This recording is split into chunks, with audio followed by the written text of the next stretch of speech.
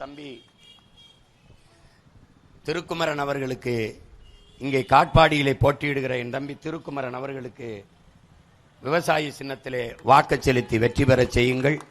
உங்கள் பிள்ளைகள் எங்களின் வெற்றி என்பது உங்களின் வெற்றி. மக்களுக்காக மக்களிடமிருந்தே வந்த பிள்ளைகள், அதை புரிந்து கொள்ள வேண்டும். உங்கள் முன்னால் நிற்கிற மகன் சீமான் யார்? அமைச்சர் மகனா? முதலமைச்சர் வாரிசா? அப்பா செத்தா மகன், மகன் செத்தா பேரன், அப்படியா? இல்ல ஒரு கட்சியிலிருந்து இன்னொரு கட்சியை பிரிச்சுக்கிட்டு வந்தவனா? இல்ல பல லட்சம் கோடி பல ஆயிரம் கோடி பணத்தை ஒதுக்கி ஒதுக்கி வச்சு அதை பாதுகாக்க அரசியலுக்கு வந்தவனா? இல்லை இல்லை. எல்லா மொழிவழி தேசிய இனங்களையும் போல உயர்ந்து சிறந்து பெருமையோடு வாழ வேண்டும் என் இனம். ஒரு இனம் என்றைக்கு ஒரு நாடடையும், அது என்றைக்கு தனக்கென்று ஒரு நாடு அடையுமோ அன்னைக்குத்தான் அது முழுமையான விடுதலையே அடையும். அந்த விடுதலை அடைவதற்கு போராடியவன் எங்கள் உயிர் தலைவன் மேதகுவே பிரபாகரன் அவர்கள். அந்த விடுதலை போராட்டத்தை பயங்கரவாதம், தீவிரவாதம், பிரிவினவாதம் என்று பழி சுமத்தி இந்த நாடுகள் அழித்து முடித்தது. அதிலே 1,70,000 மக்கள் ஈராண்டுக்குள் கொன்று குவிக்கப்பட்டோம். அந்த பிணத்தின் குவியலுக்கு இடையிலே பிரசவிக்கப்பட்ட மகன்தான் உங்கள் முன்னால் நிற்கிற மகன். நான் தாயின் தாலாட்டில் வளர்ந்தவில்லை. செத்துப்போன பிணத்தை கட்டிப்பிடித்த அழுத என் தாய் தந்தையர் சிந்தி கண்ணீரிலும் ரத்தத்திலும் கரு கொண்ட பிள்ளைகள். அவர்கள் அழுத ஒப்பாரியின் ஓலத்தை கேட்டு வளர்ந்த பிள்ளைகள் உங்கள் பிள்ளைகள். எதற்காக எந்த கட்சியோடும் கூட்டணி இல்லாமல் நிற்கிறேன்? கூட்டணி நோட்டணி எல்லாம் ஏமாற்றுவது. ஓட்டுக்காக நிற்கிறவன் யார், நாட்டுக்காக நிற்கிறவன் யார் என்று கூட உங்களுக்கு தெரியாதா? உங்கள் வாக்கை குறிவைப்பவன் எவன், உங்கள் வாக்கை பற்றி கவலைப்படும், வாழ்க்கையை பற்றி கவலைப்படுவன் எவன் என்று கூட உங்களுக்கு தெரியாதா? தெரியாதா? அறிவு சமூகம் சிந்திச்சு பார்க்கணும். ஒரு எளிய மகன் வந்து இன்னைக்கு கத்தி கத்தி 15 ஆண்டுகளாக மூச்சையை பேச்சாக்கி ரத்தம் வேர்வையாக சிந்தி ஓட ஓட தொண்டை வறண்டு இரு சுவரிலும் ரத்தம் கசிய கத்தி கத்தி உணர்வு சூடை ஊட்டி ஊட்டி மான தமிழ் மக்களை ஒன்று திரட்டி 36 லட்சம் வாக்கை இந்திய நாடாளுமன்றத்திலே தொட்டு அங்கீகரிக்கப்பட்ட 3வது பெரிய கட்சியாக வந்திருக்கிறேன் என்றால் இன்னும் தன்மானமிக்க தமிழ் மக்கள் இந்த நாட்டிலே இருக்கிறார்கள். நல்ல அரசியலையும் நல்ல ஆட்சியும் விரும்பக்கூடிய மக்கள் இருக்கிறார்கள் என்பதற்கு சான்று உங்கள் மகன்தான். எனவே அறிவார்ந்த எனது அன்பு சொந்தங்கள், ஆன்றோர்கள், சான்றோர்கள், கற்றறிந்த பெருமக்கள், படித்துக் கொண்டிருக்கிற என் பாசத்திற்குரிய தம்பி தங்கைகள், ஆழ்ந்து தெளிந்து சிந்தித்து இந்த தேர்தலை கையில் எடுங்கள். இது நம் அடுத்த 5 ஆண்டு கால ஆட்சியை அமைய வைக்கப் போகிற அரிய பெரிய வாய்ப்பு. ஒரு புரட்சிகர மாறுதலை நம்மால் உருவாக்க முடியும். வருஷ நாள் தேர்தல் நாட்டில் நடக்குது, அதனால நமக்கு இங்கே என்ன கிடைக்குது? வருஷ நாள் தேர்தல் நாட்டில் நடக்குது, அதனால நமக்கு இங்கே என்ன கிடைக்குது? எரியும் போது பொணமும் கூட எழுந்து நிக்குது, எரியும் போது பொணமும் கூட எழுந்து நிக்குது, உசுறு இருந்தும் ஓ முதுகே குனிஞ்சு நிக்குது.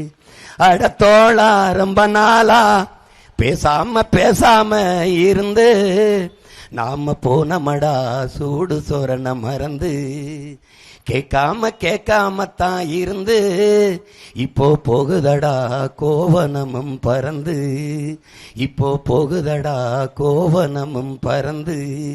கட்டிய கோவனமும் களவாடப்படுவதற்கு முன்பே என் அன்பு தமிழ் சமூகம் விழித்துக் கொள்ள வேண்டும். விழிப்புணர்வே விடுதலையின் முதல் படி என்கிறான் எங்களுடைய தலைவன். விழிப்புணர்வற்ற சமூகத்தில் நடிப்பவனுக்கே முதலிடம் கிடைக்கும் என்கிறார் ஐயா இறையன்பு.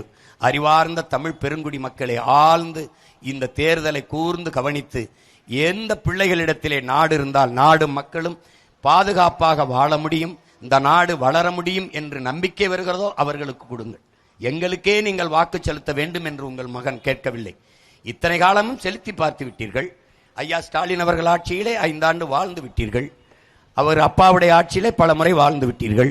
அம்மையார் ஜெயலலிதா ஆட்சியில் வாழ்ந்து விட்டீர்கள். அவர் வழியிலே வந்த எடப்பாடி ஆட்சியிலே வாழ்ந்து விட்டீர்கள். ஒரே ஒரு முறை உங்கள் பிள்ளைகளுக்கு வாக்கு செலுத்தி இந்த ஆட்சியை ஒரு முறை கொடுத்து பாருங்களேன். இந்த நாட்டில், இந்த உலகத்தில் தலை சிறந்த நாடாக மாற்றவில்லை என்றால் மரத்திலே கட்டி வச்சு அடியுங்களே. எதற்காக நாங்கள் இந்த வேலையை செய்ய வேண்டும்? என்ன எதிர்பார்த்து செய்கிறோம்? பணமா?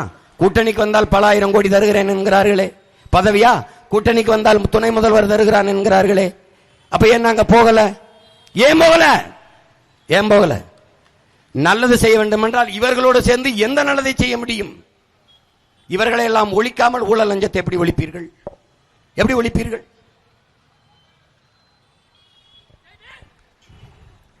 அறிவார்ந்த தமிழ் சமூக மக்கள், என் அன்பு சொந்தங்கள், ஆழ்ந்து தெளிந்து சிந்தித்து இந்த தேர்தலிலே உங்கள் மதிப்புமிக்க வாக்கை எளிய பிள்ளைகள் எங்களுக்கு தந்து வெற்றி பெற செய்யுங்கள். எங்களின் வெற்றி உங்களின் வெற்றி.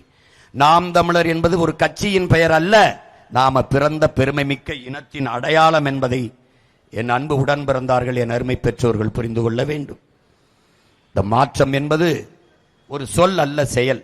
மாறுவோம், மாற்றுவோம். இது மாற்றத்திற்கான எளிய மக்களின் புரட்சி.